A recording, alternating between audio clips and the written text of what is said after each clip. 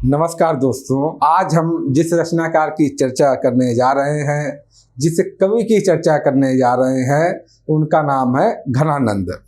घनानंद को न सिर्फ हिंदी साहित्य में बल्कि रीतिकाल में भी एक विशेष मुकाम हासिल है, एक विशिष्ट दर्जा दिया गया है, एक विशिष्ट स्थान उनको हासिल है। क्यों? उसकी वजह ये है कि वो रीतिकाल में रहकर भी अपनी विशेषताओं के कारण रीतिकाल से भिन्न प्रतीत होते हैं, इसलिए उनको एक विशेष स्थान हासिल है। तो आज हम घनानंद के साहित्य के संवेदना पक्ष पर चर्चा करेंगे, उनके साहित्य की शिल्प पक्ष पर चर्चा करेंगे और देखेंगे कि उनका साहित्य या उनकी रचनाएं क्यों विशिष्ट हैं। तो आइए हम लोग शुरू करते हैं। सबसे पहले तो जैसा कि हमने बात की कि घनानंद किस काल के कवि हैं, घनानंद रीतिकाल के कवि हैं।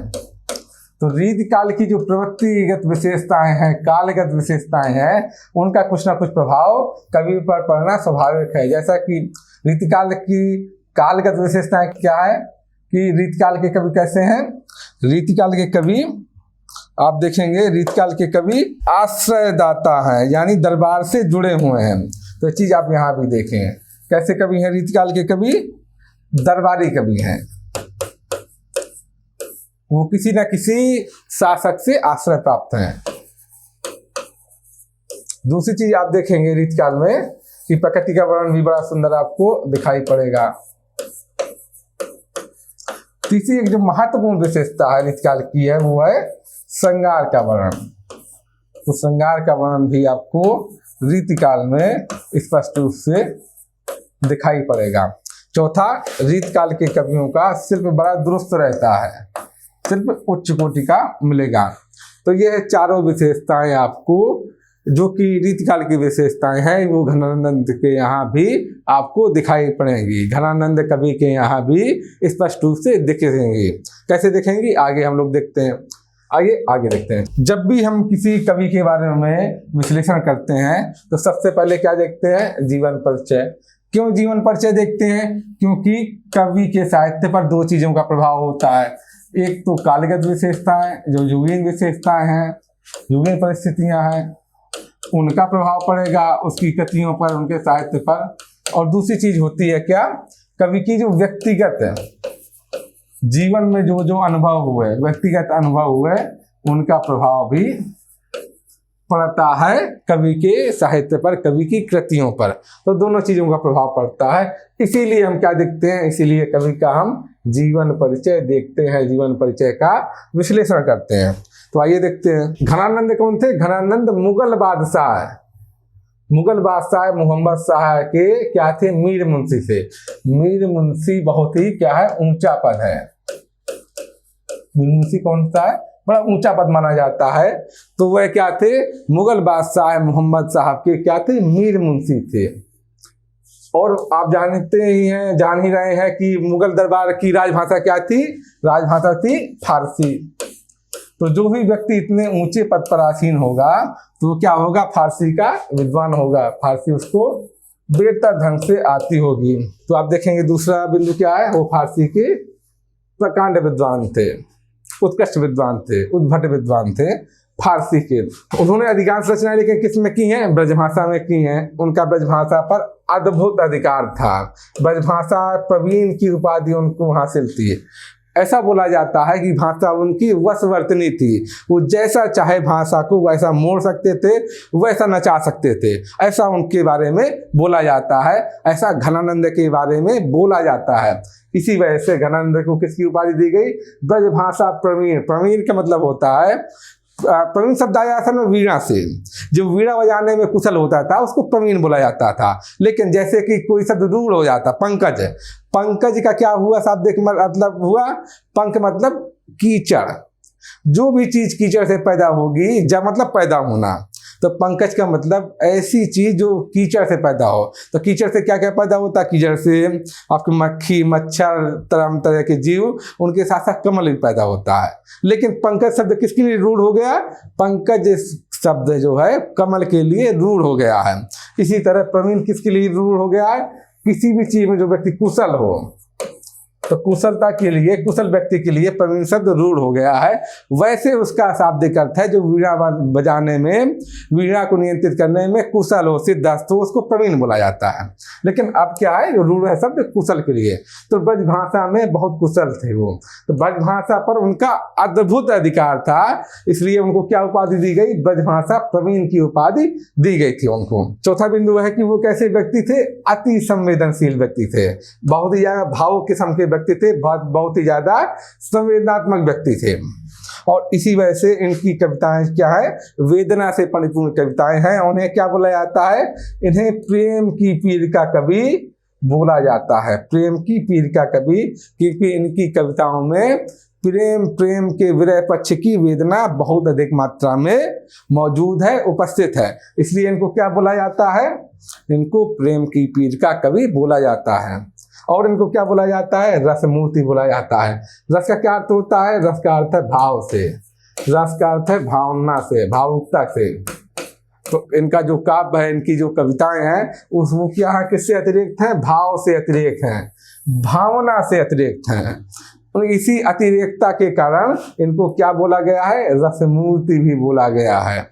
तो ये इतने सिद्धहस्त कवि हैं, इतने कुशल कवि हैं, इतने भावुक कवि हैं, इतने संवेदनशील कवि हैं।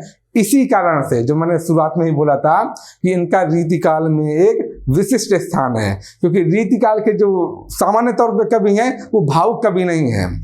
उनमें किस तरह की प्रधानता है, किस तरह की मानसिकता है, उनमें दैहिक श्रृंगार की मानसिकता है, भूख मूलक श्रृंगार की मानसिकता है। लेकिन घनानंद ऐसे कवि हैं जहाँ पर भावना का महत्व अधिक है, वेदना का महत्व अधिक है, पीर का महत्व अधिक है। इसीलिए जहाँ भी रीतिकाल के कवियों की बात होगी वहाँ पर जो घनानंद है वो अलग से दिखाई पड़ते हैं, एक विशिष्ट रूप से, भिन्न रूप से कवि के रूप में दिखाई पड़ते हैं। इसीलिए घनानंद का स्थान है बाकी रीतिकाल के कवियों की तुलना में भिन्न है, अलग से उनका नाम लिया जाता है। और क्या इनकी विशेषताएं हैं, बड़े ही निपुण संगीतकार हैं। जब भी कोई रचनाकार, जो भी कोई संगीतकार, जब भी कोई साहित्यकार संगीत में निपुण होगा तो उसका प्रभाव क्या होगा, उसका प्रभाव ये होगा कि वो जब भी कोई रचना लिखेगा, रचित करेगा, उसमें राग, गेयता और तुक, छंद, ये सब कैसे होंगे, ये परिपूर्ण होंगे, इनमें कहीं भी कमी नहीं होगी, गलती नहीं होगी, क्योंकि उसको पहले से ही रागों का अनुभव है, पहले से ही रागों का ज्ञान है। तो उसकी कविताओं में, ऐसे व्यक्ति की कविताओं में जो पहले संगीतकार है वो क्या है, राग तुक ये सब से परिपूर्ण होगी कविताएं। वो उन कविताओं की गेयता, उन कविताओं का नाद सौंदर्य बहुत बेहतर किस्म का होगा, जो कि आप देखेंगे। और इसकी अतिरिक्त क्या इनके जीवन की विशेषताएं हैं, क्या जीवन का परिचय है, आप देखते हैं। इनका क्या था, इनका सुजान से अत्यधिक प्रेम था। अब सुजान कौन है ये, सुजान क्या थी, एक नर्तकी थी, डांसर थी। और ये कहाँ काम करती थी, ये बादशाह के दरबार में काम करती थी। बादशाह कौन थे, मोहम्मद शाह। बादशाह जो मोहम्मद शाह थे उनके दरबार में ये नर्तकी, ये डांसर काम करती थी। और इस नर्तकी से जो घनानंद थे उनका इससे अतिशय प्रेम था, अत्यधिक प्रेम था। तो किस्सा क्या हुआ, जो कहानी कही जाती है कि चूंकि इनका गला भी बड़ा अच्छा था, घनानंद का, बड़ी अच्छी कविताएं लिखते थे ये, और उतना ही मधुर यह गाते भी थे। और मोहम्मद शाह जो बादशाह थे तो वो संगीत के बड़े प्रेमी थे, वो साहित्य के बड़े प्रेमी थे। संगीत के प्रेमी होने के नाते उन्होंने एक बार घनानंद को आदेश दिया या दरखास्त की उनसे कि वो कुछ गा के सुनाए। घनानंद का उस समय मूड नहीं था या जो भी वजह हुई हो, उन्होंने हाथ जोड़कर अस्वीकार कर दिया, बादशाह को मना कर दिया। यहाँ तक तो बात ठीक थी, लेकिन कुछ दरबारी होते हैं जो चिढ़ते रहते हैं। उन दरबारियों ने बादशाह के कान भरे कि देखिए हुजूर, आपको तो उन्होंने मना कर दिया, जो घनानंद है, मीर मुंशी हैं, कि हुजूर आपको इन्होंने मना कर दिया, लेकिन देखिएगा अगर अभी सुजान कह देगी तो ये गाना गाना आरंभ कर देंगे, ये गाना गा देंगे। बादशाह ने सुजान से ये चीज बोली कि बोलो इनको। सुजान ने जब बोला घनानंद को तो घनानंद गाने लगे, और इतने सुर में गाने लगे, इतने आनंद में गाने लगे, इतने ध्यान में लीन हो गए कि वह सुजान की तरफ मुंह करके गाने लगे और बादशाह की तरफ पीट करके गाने लगे। बादशाह को ये चीज बहुत ज्यादा अखर गई। अब वैसे तो ना करती, लेकिन जो दरबारी होते हैं वो जिस तरह से ईगो पे ले आते हैं बादशाह की बात, तो वैसे स्थिति में बादशाह की ईगो पे ये बात आ गई। बादशाह चूंकि कला प्रेमी थे, अगर वैसा ही कोई अक्खर किस्म का बादशाह होता, कोई खूंखार किस्म का होता, तो हाथ वहां भी कटवा सकता था, हाथी के पैरों के नीचे भी कुचलवा सकता था। लेकिन बादशाह कैसे थे? कला प्रेमी थे, साहित्य प्रेमी थे। इस वजह से बादशाह ने उनको ये सब दंड न देके बादशाह ने उनको क्या दंड दिया? बादशाह ने उनको अपने दरबार से निकाल दिया। घनानंद को अपने दरबार से उन्होंने रुखसत कर दिया, विदा कर दिया। जब बादशाह ने इनको अपने दरबार से छोड़ देने का आदेश दिया, तब क्या हुआ? तब उन्होंने जो सुजान थी, जो उनकी प्रेमिका थी सुजान, उससे भी उन्होंने साथ चलने का अनुरोध किया। सुजान को साथ चलना चाहिए था, लेकिन सुजान ने को जो भी समझ में आया, जो भी व्यावहारिकता समझ में आई, सुजान ने इनके साथ जाने से मना कर दिया, अस्वीकार कर दिया। वहां से इनका दिल क्या हुआ? वहां से इनका हृदय टूट गया। यह वियोग में आ गए, ये विदग्ध की अवस्था में आ गए, विरह में आ गए। वहां से इनका हृदय क्या हुआ? वहां से इनका हृदय टूट गया। और ये बादशाह का दरबार छोड़ देने के बाद विरक्ति की अवस्था में आ गए और कहाँ चले गए? मथुरा वृंदावन चले गए। ये इनकी जीवन की कहानी है। बाद में क्या हुआ? जब अहमद शाह अब्दाली का हमला हुआ, उस समय जब अहमद शाह अब्दाली के सिपाही घूम रहे थे, तो कई लोगों ने बोला कि ये बादशाह के मीर मुंशी रहे हैं ये जनाब, इनके पास खूब धन होगा। तो उसी चक्कर में जब सिपाहियों ने धन मांगा, उन्होंने मना कर दिया कि अब मेरे पास कुछ नहीं है। तो उन सिपाहियों ने इनके दोनों हाथ काट दिए और उन्हीं से इनकी मृत्यु हुई, ऐसा कहा जाता है, ऐसा बोला जाता है। तो सबसे ज्यादा जो मूल बात यह है कि सुजान ने जब इनके साथ जाने से मना कर दिया, तो कैसी अवस्था में आ गए? विरह की अवस्था में हो गए, प्रेम की पीर की अवस्था में हो गए। लेकिन इसके बाद भी आप देखेंगे कि इनकी कविताओं में सुजान का नाम बार बार आएगा। विरह की अवस्था में भी सुजान का नाम बार बार आता है। इससे दिखता क्या है कि इनका प्रेम कैसा है? एकनिष्ठ है।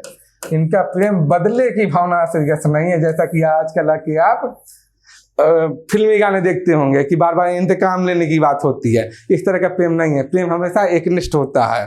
प्रेम में कभी बदले की भावना नहीं आती, ये यहाँ से दिखता है।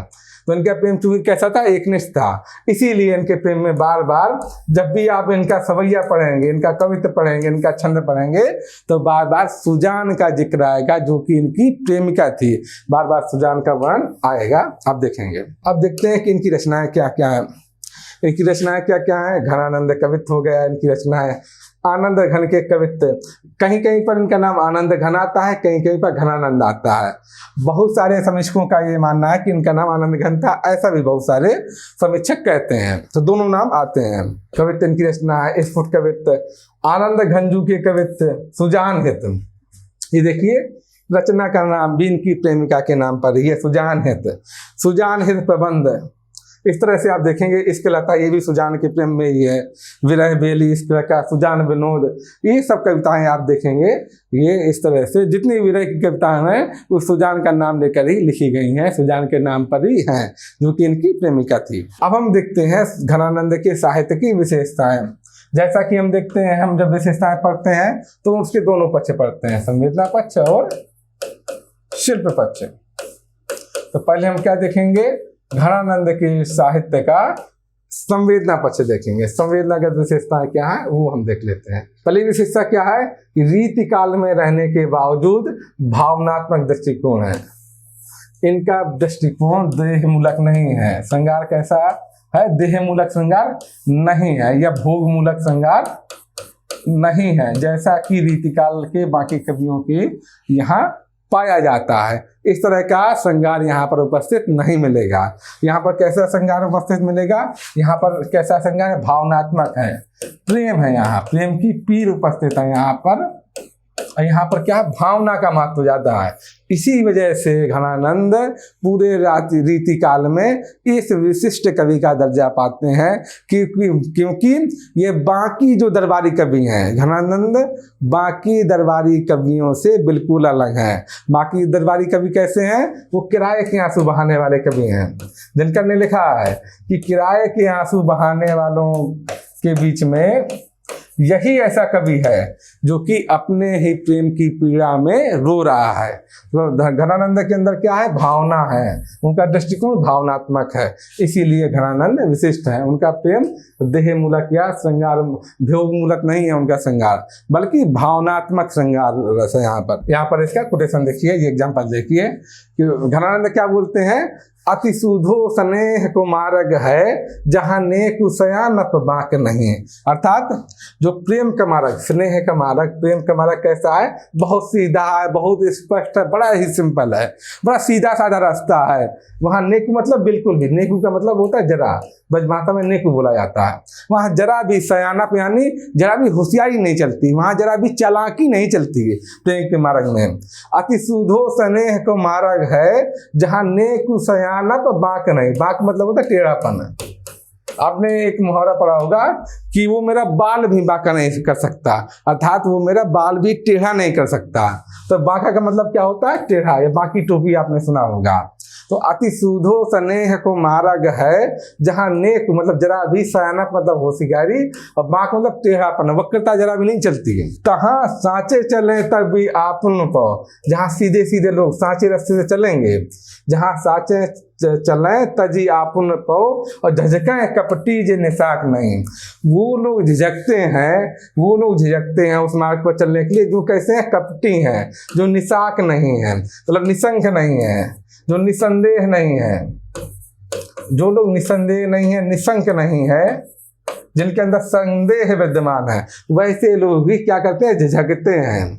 वरना जो साचे लोग हैं वो तो सीधे सीधे चले जाते हैं। तहाँ साचे चले तजी आपन पाओ, झझके कपड़ी, जो निशाक नहीं है, जो निशंक नहीं है, निसंदेह नहीं है, वही लोग झिझकते हैं प्रेम के मार्ग में। आगे देखते हैं, घनानंद ये कवि का नाम है। अच्छा, ये घनानंद कवि का नाम भी है, और घनानंद का मतलब क्या हुआ, घनानंद का मतलब हुआ घन पतानंद। घन का मतलब होता है बादल, आनंद का मतलब आप जानते हैं सुख या आनंद।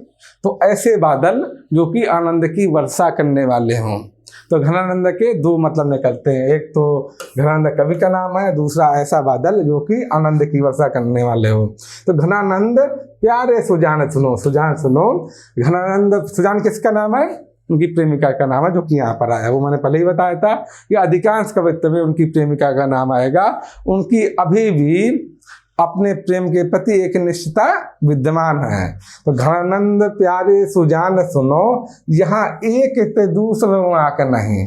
यहाँ इसका मतलब है कि मेरे हृदय के प्रकोष्ठ में, मेरे दिल में, यानी मेरे हृदय के प्रकोष्ठ में अभी भी एक से तुम्हारे अलावा कोई दूसरा आंख मतलब निशान, कोई दूसरा चिन्ह या दूसरा निशान अभी तक नहीं आ सका है। मतलब मेरे दिल में तुम्हारे अलावा कोई दूसरा समा नहीं सका है, किसी दूसरे आदमी को स्थान नहीं मिला है मेरे हृदय में। घनानंद प्यारे सुजान सुनो, यहाँ एक ते दूसरों आंख नहीं, और तुम कौन धोपाटी पढ़े हो लला, तुम कौन धो पाटी पड़े हो लला, मन लेहू पे देहू छटाक नहीं। तुमने आखिर कौन सा ज्ञान लिया है, तुम कहाँ से पढ़े हो, तुमने कहाँ से ये सब सीखा। तुम कौन धो पाटी पड़े हो लला, मन लेहू पे देहू छटाक नहीं। यहाँ देखिए मन का क्या अर्थ है, मन का एक तो अर्थ है हृदय, मन का एक हृदय, एक मतलब तो हुआ हृदय, कि मन लेहू पर देहू छटाक नहीं। और छटाक के भी दो, मन का एक अर्थ हुआ हृदय, दूसरा अर्थ क्या हुआ, मन एक माप है जो कि 40 किलो वजन होता है, उसको मन बोलते हैं। 2.5 मन का 1 कुंटल होता है। तो मन के यहाँ पर दो अर्थ हैं, एक तो अर्थ हुआ हृदय और एक अर्थ हुआ 40 किलो की माप। तुम कौन धो पाटी पढ़े हो लला, मन लेहू पर देहू छटाक नहीं। ऐसे ही छटाक के दो अर्थ है। छटाक एक तो अर्थ है, छटाक जो 50 ग्राम की मात होती है उसको छटाक बोला जाता है, और दूसरा छटाक का मतलब है छटा प्लस अंक, कि हम यही तुम्हारा वर्णन, तुम्हारा दस्त, तुम्हारी एक झलक है। तुम कौन धो पाटी पढ़े हो ललाम, तुमने मेरा मन तो ले लिया, एक मतलब तो ये होगा मन लेहू पर देहूं छटाक नहीं, लेकिन तुम अपना दीदार भी नहीं करा रहे हो। एक बार से तो ये हुआ। दूसरा तो ये हुआ कि मन है, यानी तुमने 80 किलो की जो माप होती है उतना चीज तो ले ली मुझसे, इतनी बड़ी चीज ले ली, मन के बराबर चीज ले ली, एक मन के बराबर, लेकिन तुम अपने बदले में छटाक भर की चीज भी मुझे नहीं दे रहे हो। क्या दो बार तो इसके खुल रहे हैं। तो ये क्या है, कोटेशन है आपका, देखिएगा। तो यहाँ तो एक आप प्रेम के लिए इस कोटेशन का इस्तेमाल कर सकते हैं प्रेम के वर्णन में, और दूसरा इस्तेमाल कहाँ कर सकते हैं आप, श्लेष अलंकार के लिए इसका उदाहरण ले सकते हैं, क्योंकि यहाँ पर श्लेष अलंकार है। और श्लेष अलंकार कैसे है, दो जगह से है, यहाँ से भी इसके भी दो अर्थ निकल रहे हैं और इसके भी दो अर्थ निकल रहे हैं, दो जगह से यहाँ पर श्लेष अलंकार दिखाई पड़ता है। श्लेष का मतलब क्या होता है, चिपकना, संश्लेषण, सिंथेसिस। श्लेष का मतलब जब एक से ज्यादा अर्थ चिपके हुए हों तो उसको बोला जाता है श्लेष अलंकार। श्लेष अर्थ वहीं से आया है। तो यहाँ पर कौन सा अलंकार हुआ, यहाँ पर श्लेष अलंकार हुआ। तो श्लेष अलंकार में भी आप ये कोटेशन इस्तेमाल कर सकते हैं। अब हम ये देखते हैं अगला इसका बिंदु, प्रेम में त्याग की भावना। जो घनानंद का प्रेम है वो कैसा है, बदले की भावना से ग्रसित नहीं है, उसमें हमेशा क्या है, त्याग की भावना है। और प्रेम में हमेशा ही त्याग की भावना प्रमुख होती है। जैसे कि यह प्रेम को पंथ कराल महा, कराल मतलब बड़ा मुश्किल है, ये प्रेम का रास्ता बड़ा ही मुश्किल है। ये प्रेम को पंथ कराल महा, तलवार की धार पे धावन है। ये कैसा है, तलवार की धार पर दौड़ने के समान है। प्रेम का रास्ता इतना मुश्किल है, जैसी तलवार की धार कितनी पतली है, उस पर कैसे कोई दौड़ सकता है, कितना मुश्किल है दौड़ना। उसी तरह प्रेम का पंथ कैसा है, प्रेम का रास्ता बड़ा मुश्किल है। इसी को आपने जो उर्दू शायरी में सुना होगा कि ये इश्क नहीं आसान, बस इतना समझ लीजिए, एक आग का दरिया है और कैसे जाना है, तैर के जाना है। ये इश्क नहीं आसान, बस इतना समझ लीजिए, एक आग का दरिया है और डूब के जाना है। तो वही चीज यहाँ पर लिखी हुई है, इसी से आप समझ लीजिए, उसी से प्रभावित है ये जो उर्दू शायरी। ये प्रेम को पंथ से कराल महा, तलवार की धार पे धावनो है। ये घनानंद के साहित्य में आपको दिखेगा। तीसरा जो बिंदु मिलेगा, प्रेम का कैसा वर्णन किया गया है, यहाँ पर प्रेम का वेदनापूर्ण वर्णन किया गया है। यहाँ पर कैसा विरह का वर्णन है, कैसा श्रृंगार है, वियोग श्रृंगार है। ये कैसा श्रृंगार है, वियोग श्रृंगार है, वेदनापूर्ण वर्णन है। प्रेम का वेदनापूर्ण रूप, प्रेम की पीर के कवि, इसलिए इनको क्या बोला जाता है, प्रेम की पीर के कवि बोला जाता है। जैसे कि देखिए, घनानंद जान सजीवन को, सपने बिन पाई खोवती है, न खुली मुंदी जान पर कछुते, दुखदाई जगह पर सोती हैं। ये नेत्र का वर्णन कर रहा है, आंखों का वर्णन कर रहा है कवि, कि विरह में आंखों की क्या हालत हो गई है, विरहिणी की, विरह में व्यक्ति की क्या हालत हो जाती है, इसका वर्णन कवि यहाँ पर कर रहा है। घनानंद बोल रहे हैं, ये कवि का नाम है। घनानंद जान सजीवन को, सपने बिन पाई खोवती हैं। सपने में ही वह पा भी रही हैं और खो भी रही हैं। मतलब ये हालत हो गई है कि सपने में ही प्रिय को पा भी दे रही हैं, खो भी दे रही हैं, ऐसी स्थिति हो गई है। सपने दिन पाई खोवती हैं, न खुली मुंदी जाने पड़े कहते, पता नहीं चल रहा कि आंखें कब खुली हैं और कब मुंद गई हैं, कब बंद हो गई हैं। न खुली मुंदी जाने पड़े कछुते, दुखदाई जगह पर सोती हैं। पता ही नहीं चल रहा है कि कब व्यक्ति सो रहा है और कब व्यक्ति जग रहा है, कब आंखें खुली हैं, कब आंखें मुंदी हैं। पता ही नहीं चल रहा कि कब उन्होंने प्रीतम को प्राप्त किया, कब प्रीतम से सपने में ही प्रीतम आया या प्रीतमा आई और कब चली गई, ये चला गया। तो उसका वर्णन यहाँ पर किया गया है कि नैनों की क्या स्थिति हो गई है विरह की अवस्था में। तो विरह की अवस्था का यहाँ पर वर्णन किया गया है। आंखों का ही वर्णन है, नेत्रों का ही वर्णन है। उजरन बसी है हमारी आँखियाँ ने देखो, सुबह से सुदे से जहाँ राव रे बसा तो। तो ये आंखों का वर्णन है कि आंखों में कैसा छा गया है, उजाला छा गया, सफेदी छा गई है, राह देखते देखते, प्रिय की राह देखते देखते आंखों में उजाला खा गया। यहाँ पर कौन सा अलंकार देखेंगे आप, उजरनी बसी है हमारी आँखी, ध्यान देखो, यहाँ पर विरोधाभास अलंकार है। तो विरोधाभास अलंकार में भी आप ये एग्जाम्पल या उदाहरण लिख सकते हैं। यहाँ पर विरोधाभास अलंकार आपको दिखाई पड़ेगा। उजरनी बसी है हमारी आँखियाँ, देखो अंधेरे में उजाला ही उजाला बसा हुआ, सफेदी ही सफेदी बसी है। ये विरोधाभास इसलिए कि आँखें क्या होती है, काली होती हैं, उजली नहीं होती हैं।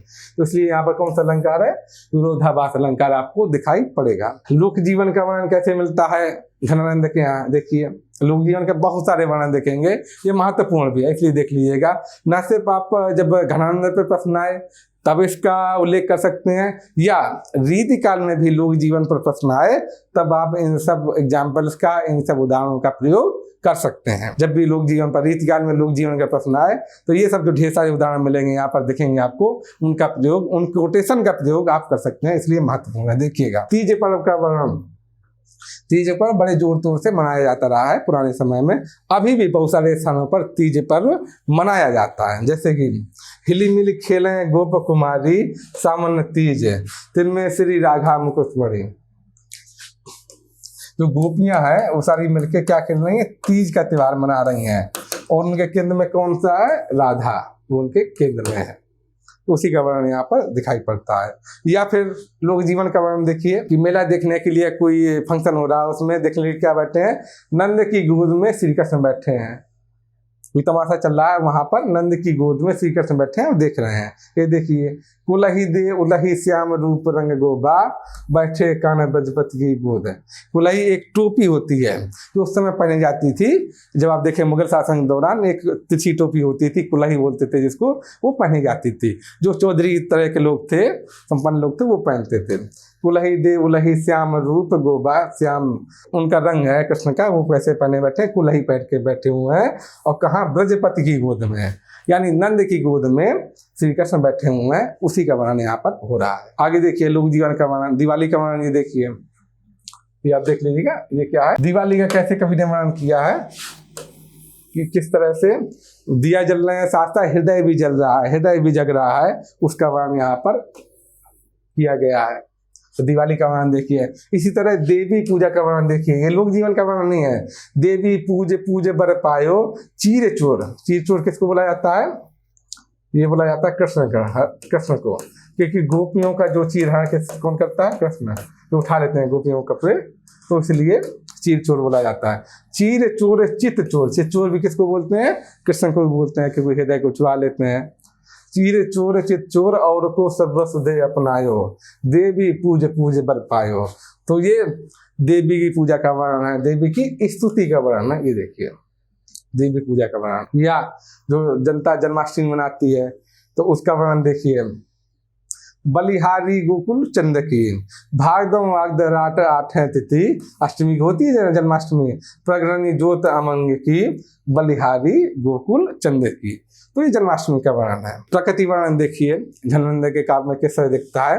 ये कैसा वर्णन है, किस चीज का वर्णन हो रहा है, ये कोई नायिका या नायक, जो कोई व्यक्ति किसमें है, विरह की अवस्था में है। कोई व्यक्ति जब विरह की अवस्था में है तो उसको कैसे, जो प्रकृति की बाकी चीजें किस तरह से काटती हैं, किस तरह से दुख पहुंचाती हैं, उसका वर्णन यहाँ पर है। देखिए कारी कूर कोकिल कहाँ को बैर कहत दी, कूक कूकी अबहीं करेजो किन कोरिले।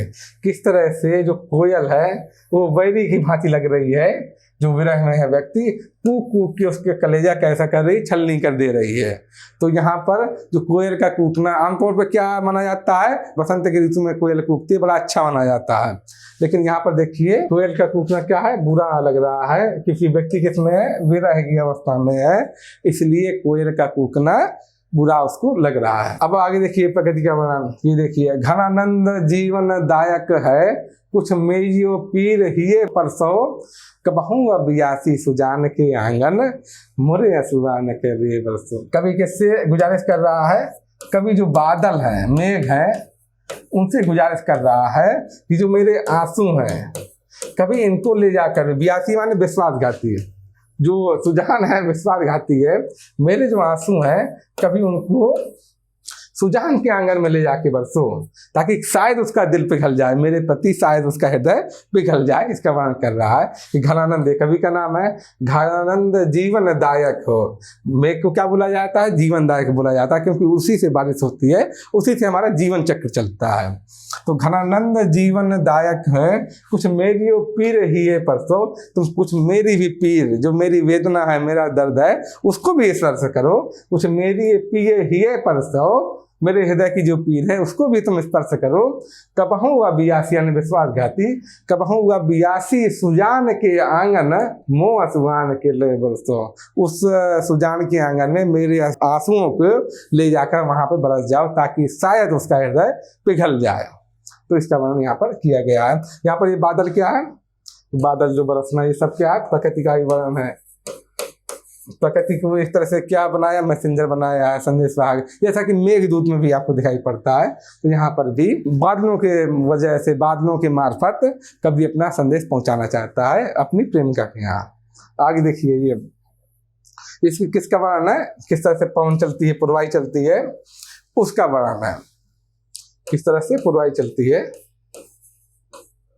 लहक लहकी आवा, लहक लहक के चल रही है, बड़ी खुशबूदार पवन चल रही है। लहक लहकी आवा जो पुरवाई पवन, पवन जो चल रही है, पूर्व की पवन, पुरवाई पवन, सावन के महीने में चलती है। सावन के महीने में जो आप पढ़ेंगे कि व्यापारिक पवनें होती हैं, कैसे पूरब से पश्चिम की ओर चलती हैं भारत में। तो जगह जगह जो सावन के महीने पुरवाई का जिक्र साहित्य में आएगा। सर्दियों में पवन कैसे चलने लगती है? पछुआ चलती है। तो सर्दी को क्या बढ़ा देती है? सर्दी का जो तापमान है और गिरा देती है, सर्दी को और अधिक बढ़ा देती है। पूस की रात में आप जब पढ़ेंगे तो पछुआ पवन आती है बार बार, क्योंकि पश्चिम से पवन आती है, सर्दी को बढ़ाती है वो। और सावन के महीने में कैसी आएगी? पुरवैया आएगी। पुरवैया बोलते हैं पूरा से चलती है, व्यापारिक पवन है। भूगोल में आप ये सब पढ़ेंगे। तो लहक लहकी आवा जो पुरवाई पवन, और दहाकी दहाकी त्यों तन ताव रहे, वो तन को क्या रही है? और दहक रही है। बाकी लोगों के लिए तो वो क्या है? लहक लहक जा रही है, लेकिन चूंकि विरह में है व्यक्ति, तो क्या है? वो दहक जा रहा है उसका सही। और बहक बहकी जात बदरा विलोक ही है। तो बादल हैं, बहक बहक के देखो कैसे बरस रहे हैं, बहक बहक जा रहे हैं, गहक गहक गह बरिंग गरे मचे। तो एक विरह ग्रस्त व्यक्ति का, विरह दग्ध नायिका का वर्णन यहाँ पर हो रहा है। विरह से ग्रस्त व्यक्ति का वर्णन यहाँ पर हो रहा है। यहाँ भी ये पवन देखिए, बादल देखिए, ये क्या है? प्रकृति के उपादान है। ये यहाँ पर आप देखेंगे तो प्रकृति का वर्णन खूब में यहाँ पर मिलता है घनानंद के यहाँ, घनानंद के काव्य में। अनुभव पर बल, जो सच्चा प्रेम होता है वो किस पर टिका होता है? वह प्रेम पर टिका होता है, वो किताबों पर टिका नहीं होता। इसलिए कवि ने क्या बोला है कि पोथी पढ़ पढ़ जगमुआ पंडित भयानक होए, और ढाई अक्षर प्रेम का पढ़े तो पंडित हो। जो अनुभव का ढाई अक्षर पढ़ गया है, जो प्रेम अनुभव जनित है, उसका ढाई अक्षर पढ़ लिया तो उसका जीवन तर गया। तो किताबों वाला प्रेम होता है वो सच्चा प्रेम नहीं होता। वो कैसा है? टिकाऊ प्रेम नहीं है, व्यवहारिक प्रेम नहीं है, वो दिखावटी प्रेम है। तो इसलिए यहाँ पर देखिए, प्रीति की रीति सुक्यों समुझे, जड़ मीत के पाने पर सो प्रमाणे। वो प्रीत की रीत को नहीं समझ सकता। जो जड़ है, दिमाग इसका उतना गतिशील नहीं है, प्रेम के रस में इसका दिमाग डूबा हुआ नहीं है, जिसका हृदय प्रेम के रस में, भावना के रस में डूबा हुआ नहीं है, वो प्रीत की रीत को नहीं समझ सकता। तो उसका दिमाग कैसे? जड़ है। जड़ मीत के पानी करे सुपमाने, और या मन की जो दशा घनानंद है, जीव की जीवन जान ही जाने। जो जिसका व्यक्ति प्रेम में पड़ा है, जिसका हृदय प्रेम में पड़ चुका है, जिसको एक बार प्रेम का अनुभव हो गया, वही विरह की अवस्था या जीवन की गति को वही जान सकता है, वही दूसरे के हृदय की गति जान सकता है कि विरह की अवस्था में कैसा लगता है। वही व्यक्ति जान सकता है जो उस विरह की अवस्था से कभी गुजरा हो, वरना अन्य लोग उस अवस्था को नहीं जान सकते। जिन्होंने सच्चा प्रेम नहीं किया वह उस विरह की अवस्था को कि किस तरह से दिल पे गुजरती है, बाकी लोग उस दशा को नहीं जान सकते हैं। यहाँ पे इसी का वर्णन किया गया है। यहाँ पर घनानंद रीतिकाल के बाकी कवियों के इशारा करते हुए कह रहे हैं कि लोग हैं लागे कवित्व बनावत। रीतकाल में कवि बड़ी संख्या में थे, खूब कवित्व लिखे जाते थे। खूब कविताएं कैसी बनावटी बना के, जो राजा थे उनकी प्रशंसा में, सामंतों की प्रशंसा में, सामंतों को प्रसन्न करने के लिए बड़ी संख्या में कविताएं रीतकाल में लिखी जाती थी। तो वही कवि ने लिखा है, घनानंद ने लिखा है कि लोग हैं लागे कवित्व बनावत और मोहित मोरे कवित्व बनावत। मेरे चरित्र को या मेरे व्यक्तित्व को कौन, कविता ही मेरे व्यक्तित्व को गढ़ रही है। मैं कविता को नहीं गढ़ रहा हूँ, बल्कि कविता ही मेरे व्यक्तित्व को गढ़ रही है, मेरे व्यक्तित्व में परिवर्तन ला रही है। सकारात्मक परिवर्तन कौन ला रहा है? कविता ही ला रही है। यहाँ पर कवि ने ऐसा कहा, ये एक बड़ा दर्शन है, आप देखेंगे एक बड़ा विचार है, उच्च कोटि का विचार है ये, जो कि बड़े कवियों में पाया जाता है। यही बहुत ही उच्च कोटि का दर्शन है, विचार है कि लोग हैं लाग कवित्व बनावत और मोहि तो मोरे कवित्व बनावत। ऐसा माना जाता है कि कवि ही नहीं किसी नई चीज की रचना करता है, नई रचना भी कोई भी रचना होगी वो कवि को भी उतना ही संवारती है, कवि के जीवन में उतना ही परिवर्तन करती है। वही चीज यहाँ पर उल्लेख किया है कवि ने कि मोहि तो मोरे कवित्व बनावत। मुझे तो मेरे व्यक्तित्व को, मेरे चरित्र को कौन बना रहा है? मेरे ही कवित्व, मेरी रचनाएं मेरे चरित्र का निर्माण कर रही हैं। आगे देखते हैं अनुभव पर क्या क्या लिखा है कि जग की कविताई के धोखे रहें, यहाँ प्रवीणन की मति जान तकी। ये रीतकाल के बाकी कवियों की ओर इशारा करते हुए कह रहा है कि जग की कविताई यानी रीतकाल के बाकी कविता के धोखे में, यहाँ प्रवीणन की, ये बाकी जो विद्वान लोग हैं वो बाकी कविता के धोखे में मेरी कविता भी वैसे ही समझ लेते हैं कि जग की कविताई के धोखे रहा, यहाँ प्रवीणन की मति जात तकी। लेकिन जब मेरी कविता पढ़ोगे ना तो अच्छे अच्छे जो कुशल लोग हैं वो भी पानी मांगने लगते हैं, वो भी उसका मतलब नहीं समझ पाते। जग की कविताई के धोखे रहा, यहाँ प्रवीणन की मति जात तकी और समझे कविता घनानंद की। घनानंद की कविता को वही व्यक्ति समझ सकता है। समझे कविता घनानंद की, ही आँखिन नेह की पीर तकी। वही व्यक्ति समझ सकता है जिसके मन में स्नेह हो, ही आँखिन नेह की पीर तकी, जिसके हृदय में वेदना हो, जिसकी आंखों में कभी आंसू आया हो। वही व्यक्ति जो प्रेम की पीर का व्यक्ति होगा वही घनानंद की कविता को समझ पाएगा।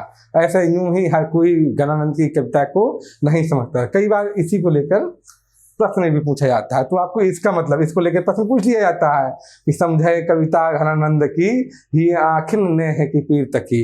तो इसका ये मतलब है कि घनानंद की कविता को वही व्यक्ति समझ सकता है जिसके हृदय में वेदना हो, जिसके हृदय में प्रेम की पीड़ा हो, जिसके हृदय में करुणा हो, स्नेह हो। जब तक ये चीजें नहीं होंगी तो घनानंद की कविता को कोई आम व्यक्ति, कोई स्नेहहीन व्यक्ति या कोई भावनाहीन व्यक्ति घनानंद की कविता को नहीं समझ सकता, नहीं जान सकता। क्योंकि घनानंद की कविता कैसी नहीं है? मनोरंजन प्रधान कविताएं नहीं है, ये श्रृंगार प्रधान कविताएं नहीं है। ये कहती हैं ये वेदना की कविताएं हैं, भावुकता की कविताएं हैं, प्रेम की पीर की कविताएं हैं। इसलिए इस प्रश्न पूछ लिया जाता है तो इसका ये अर्थ है। बहुत बार लोगों को अर्थ ही नहीं समझ में आता तो प्रश्न कैसे खुल पाए। घनानंद के काव्य की अभी तक हमने संवेदनागत विशेषताएं समझी, संवेदनागत विशेषताएं पढ़ी थी, चर्चा की थी। अब हम क्या पढ़ते हैं? घनानंद के काव्य की शिल्पगत विशेषताएं पढ़ते हैं। जैसा कि घनानंद को क्या बोला जाता है? घनानंद कहते हैं ब्रजभाषा प्रवीण की उपाधि दी गई है उनको। भाषा को बोला जाता है कि भाषा उनकी वशवर्तनी है, उनके इशारे पे नाचती है भाषा। देखते हैं हम आगे से पर ब्रजभाषा की लोचशीलता का। ब्रजभाषा बहुत लोचशील भाषा मानी जाती है और माना जाता है उसमें सामासिक क्षमता, चीजों को जोड़ने की क्षमता बहुत अधिक है। बहुत अधिक लोचशीलता के कारण ही ब्रजभाषा पूरे भारत में या पूरे उत्तर भारत में देखेंगे आप काव्य की भाषा मानी जाती रही है। काव्य की भाषा के रूप में उसका प्रयोग होता रहा इस लोचशीलता की वजह से। तो ब्रजभाषा की लोचशीलता का सटीक प्रयोग इनके काव्य में मिलता है। उसके अलावा भी अरबी फारसी शब्दों, अरबी फारसी शब्द क्यों मिलेंगे? क्योंकि कौन रहे हैं? बादशाह के मीर मुंशी थे ये। अब मीर मुंशी थे तब इसका मतलब फारसी के प्रबल विद्वान थे, प्रकांड विद्वान थे ये फारसी के। अरबी फारसी शब्दों का प्रयोग भी मिलेगा, प्रेम की फारसी शैली का प्रयोग मिलेगा। प्रेम की फारसी शैली क्या होती है? जिसमें दिल के घाव मिलते हैं। प्रेम की फारसी शैली होती है जिसमें कि दिल के टुकड़े, ये सब आपको हिंदुस्तानी जो शैली है, हिंदुस्तानी प्रेम है, उसमें दिल के घाव या दिल के टुकड़े ये सब नहीं मिलेगा। ये दिल के टुकड़े टुकड़े करके मुस्कुराते चल दिए, ये सब भाव कहाँ से आया है? ये फारसी कविताओं से आया है। ये आपको मेघदूत में इस तरह का भाव नहीं दिखाई पड़ेगा। जो हिंदुस्तानी कविता है वहाँ पर ये भाव नहीं मिलता कि दिल के टुकड़े टुकड़े होना या इस तरह की चीजें जो है आपको हिंदी या संस्कृत कविताओं में नहीं मिलेंगी। ये चीजें कहाँ से आएंगे? फारसी शैली से आएंगे, प्रेम की फारसी शैली से आएंगे। क्योंकि फारसी विद्वान थे तो उन्होंने फारसी पढ़ी हुई थी, तो उस शैली का भी आपको प्रेम मिलेगा। दूसरा, प्रेम की फारसी शैली में एक चीज दिखाई पड़ेगा, हालांकि जरूरी नहीं है कि विरह किस में ज्यादा होता है, विरह प्रेमी में ज्यादा होता है, पुरुष में विरह ज्यादा होता है, स्त्री में कम होता है, ऐसा कुछ समीक्षक मानते हैं। हालांकि ये बात पूरी तरह से सत्य नहीं है, क्योंकि जब आप संस्कृत साहित्य पढ़ेंगे, वैदिक साहित्य पढ़ेंगे, हिंदी साहित्य पढ़ेंगे, उसमें भी देखेंगे कि बड़ी संख्या में पुरुष में विरह मिलता है। जैसे कि अब ऋग्वेद में आप पुरुरवा उर्वशी का वर्णन पढ़ेंगे तो विरह किसमें है? पुरुरवा में है। ऐसे और भी वर्णन मिलेंगे आपको कि पुरुष में भी उतना ही विरह है। तो ऐसा नहीं है, लेकिन ऐसा आमतौर पर माना जाता है कि जो प्रेम की फारसी शैली है उसमें ही पुरुष में विरह ज्यादा दिखता है, ऐसा मान लेते हैं लोग। तो यहाँ पर हम देखते हैं, तो प्रेम की फारसी शैली का प्रयोग देखेगा, ये सब चीजें जो दिल के घाव, दिल के टुकड़े, ये सब प्रेम की फारसी शैली है, ऐसा आपको मिलता है। ऐसा इनके काव्य में भी कहीं कहीं आपको दिखाई पड़ेगा, मिलता है। अब हम आगे देख लेते हैं घनानंद क्या क्या देखिएगा, विभिन्न छंदों का प्रयोग मिलता है। कौन कौन से छंद? ये देखिए, सवैया, कवित्व, सबसे ज्यादा उन्होंने कवित्व और सवैया ही लिखा है, सबसे ज्यादा पॉपुलर यही है। सवैया, कवित्व, त्रिलोकी, त्राटक, निशाती, स्मृति, ये दुनिया भर के छंद हैं, दोहा चौपाई से, ये सब इनके यहाँ इनके काव्य में उपस्थित मिलेंगे। सबसे ज्यादा प्रयोग उनका उन्होंने क्या किया? कवित्व का प्रयोग किया है या फिर सवैया का किया है। कवित्व का प्रयोग सर्वाधिक मिलता है इनके यहाँ। इनमें से घनानंद ने मुख्यतः सवैया और कवित्व छंदों का प्रयोग प्रभावशाली ढंग से किया है। इनके कवित्व और सवैया ही सबसे ज्यादा प्रसिद्ध हैं, सबसे ज्यादा मशहूर हैं। हम आगे देख लेते हैं। ये शोभाकारक धर्म हो गए, अलंकारों का प्रयोग, बिंब और प्रतीकों का प्रयोग इनके काव्य में खूब मिलेगा। ब्रजभाषा में वैसे भी इन सब चीजों का प्रयोग खूब मिलता है, और इनके यहाँ तो और भी प्रभावशाली ढंग से मिलता है। प्रभावशाली ढंग से क्यों इनके यहाँ ज्यादा है? क्योंकि बाकी कवि है तो चमत्कार का प्रदर्शन करने के लिए, चमत्कार पूर्ण प्रदर्शन करने के लिए इन सब चीजों का प्रयोग करते हैं। और घनानंद के यहाँ क्या विशेषता है? घनानंद इन चीजों का प्रयोग किस लिए करते हैं? ताकि अर्थ को और प्रभावशाली ढंग से उभार सकें। ये अर्थ के लिए करते हैं, अर्थ को और प्रभावशाली ढंग से पाठक के समक्ष ला सकें, इसलिए घनानंद इन सब चीजों का प्रयोग करते हैं। जैसे कि उदाहरण देख लीजिए, उजरनी बसी है हमारी आँखियाँ देखो, ये देखिए, ये किसका उदाहरण है? विभावना अलंकार का उदाहरण है, या विरोधाभास अलंकार का उदाहरण है। ये किसका उदाहरण है? विरोधाभास अलंकार का उदाहरण है, विरोधाभास अलंकार का उदाहरण है। ये उजरनी बसी है हमारी आँखियाँ देखो, ये विरोधाभास अलंकार का एक उदाहरण, इसमें आप देख सकते हैं। या ये देखिए, घनानंद प्यारे सुजान सुनो, यहाँ एक ते दूसरों आंक नहीं, तुम टोन झपाटी पढ़े हुलला, मन ले उपदेव छटाक नहीं। इन दोनों के दो दो अर्थ निकल रहे हैं, इसलिए यहाँ पर कौन सा अलंकार है?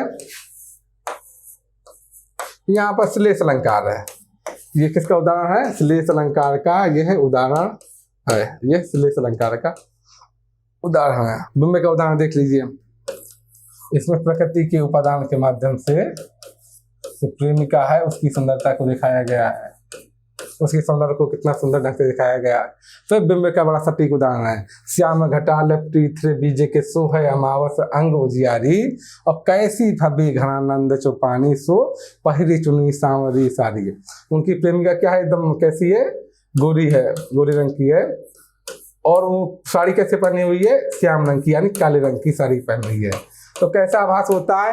ऐसा आभास होता है कि श्याम घटा, काली घटा के बीच में बीज चमक रही है, यानी बिजली चमक रही है, काली घटा के बीच में बिजली चमक गई हो। अमावस अंग उजियारी, अमावस की रात हो, काली रात हो, उसमें जो बिजली चमके काली घटा के बीच में, वैसा आभास हो रहा है, वैसी सुंदरता यहाँ पर दिख रही है। ये बिंब का बड़ा सुंदर उदाहरण है, प्रकृति का भी सुंदर उदाहरण है, बिंब का बड़ा सुंदर उदाहरण है। ये प्रतीक क्या देखिए हम, ये एरी रूप अगाधे राधे राधे राधे राधे राधे।